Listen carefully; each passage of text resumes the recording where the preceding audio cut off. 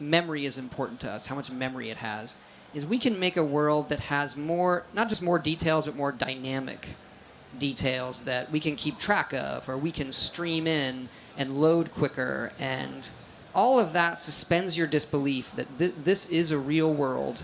So then when something crazy happens, a Deathclaw comes busting through, it's that much more real. It just allows you to really be part of that world, right? Yeah, or you stumble into an old, we like to do a lot of environmental storytelling, so you stumble into a bedroom where maybe somebody lived.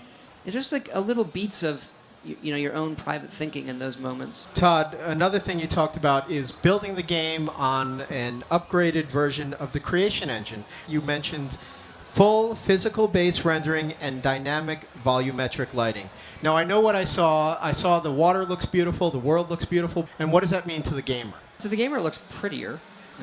So people like that. The volumetric lighting, when the weather rolls in, that sense of haze isn't just a series of effects that are on the screen. They're actually tessellated, polygonal volumetric lighting that is hazing the world, and it's really good for Fallout because we're doing a lot of things that, even though we have areas that load, we have a lot more things that don't load. So you're going to enter into like a destroyed house, and then those dust and light fog shafts that are coming through, various holes from where the sun is.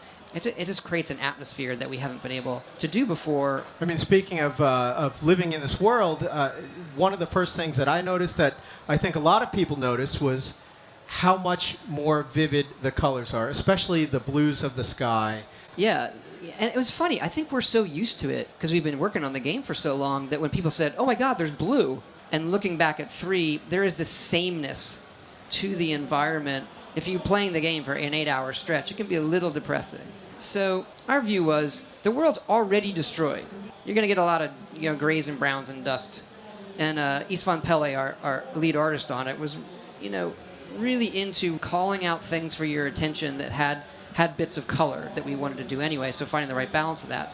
The other thing that people need to know, we kind of hint at it in the trailer and the other footage, is that there is different weather. We actually have a part of the world we call the Glowing Sea, which is where the bomb falls. That looks more like your classic Fallout 3 wasteland, but even more so. And then we have a new weather system for this one so that the storms from the Glowing Sea, these radiation storms, can flare up and then blow through the world. And when the lightning goes off, you get radiated. But that creates a very post-apocalyptic look. And so having that change while you're playing the game is really important to us.